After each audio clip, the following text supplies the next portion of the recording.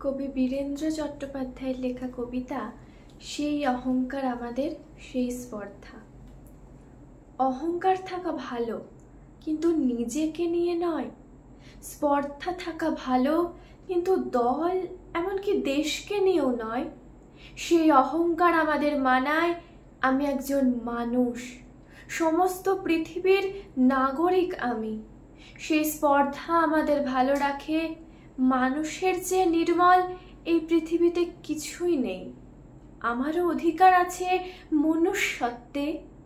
অহংকার থাকা ভালো, যে অহংকার আমাদের উদার হতে শেখায়, বিনীত করে এবং অন্ধকারে স্থির থাকার শক্তি দেয়।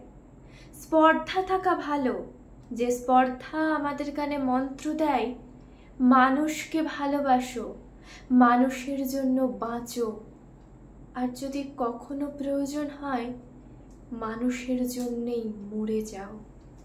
তুমি মানুষ।